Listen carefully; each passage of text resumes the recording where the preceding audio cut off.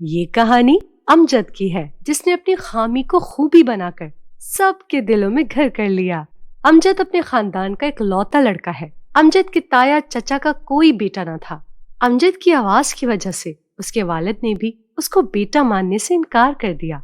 हर कोई उसको ख्वाजा सिरा कहता और कोई उस पर हंसता। कैसी आवाज है, तुम ना बोला करो। अमजद की आवाज बचपन ही से न लड़कों जैसी थी और न लड़कियों जैसी। उसकी आवाज सबसे ही अलग, इतनी भारी ऐसी आवाज कभी किसी ने न सुनी। स्कूल, कॉलेज, गली मोहल्ले, यहाँ तक कि उसके अपने घर वाले उसका मजाक उड़ाते और कहते, शुक्र है हमारा बेटा नहीं है। अगर वो ऐसा होता तो हम सबका सामना कैसे करते। इन सब बातों और मजाक की वजह से अमजद चुप होकर रह गया।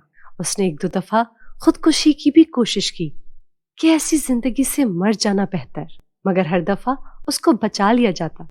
जब इसने तीसरी दफा खुदकुशी करने की कोशिश की तो उसकी माँ बहुत रोई और अमजद भी बोलना शुरू हो गया, मुझे क्यों बचाया। अमजद की रोती हुई आवाज सुनकर उसके आसपास के लोग और उसके कजन हंसना शुरू हो गए। उसी वक्त अमजद को एहसास हुआ, मैं क्यों इन लोगों के पीछे खुद को मार रहा था जो मुझ पे कल भी हंसते थे और आज मेरी इस हालत पर भी तरस नहीं खा रहे और मुझ पर हंस रहे हैं। अमजद ने सोच लिया कि अब वो इस हंसी को अपनी आवाज ही से बंद करवाएगा। कई दिन सोचने के बाद अमजद ने फैसला किया कि वो आरजे बनेगा। बहुत से इंटरव्यू के लिए गया, मगर हर इंटरव्यू में उसकी आवाज का मजाक बनाकर उसको जाने का कहते। बहुत मजाक और नाकामी के बाद भी अमजद ने हिम्मत ना हारी। एक दिन अमजद ने सोच लिया वो रेडियो ऑफिस के बाहर बैठा रहेगा जब तक उसको एक मौका न मिले। अमजद सुबह से रात तक रेडियो स्टेशन के बाहर बैठा रहता। ऐसे अमजद को 1 महीना हो गया। एक दिन रेडियो के बॉस ने उसको बुला लिया और कहा, हमारे पास तुम्हारे लिए कोई जॉब नहीं, क्यों अपना वक्त ऐसे खराब कर रहे हो। तो अमजद ने कहा, वक्त पहले खराब कर चुका हूँ, अब अपने लिए कुछ करना चाहता हूँ। इस आवाज की वजह से बहुत कुछ सहा है, इस आवाज ही को अपनी पहचान बनाना चाहता हूँ। अमजद की ये बात सुनकर बॉस ने अमजद को रात 2 बजे वाला शो दे दिया और कहा, मैं तुम्हारे लिए इतना ही कर सकता हूँ। अमजद की खुशी का कोई ठिकाना न था।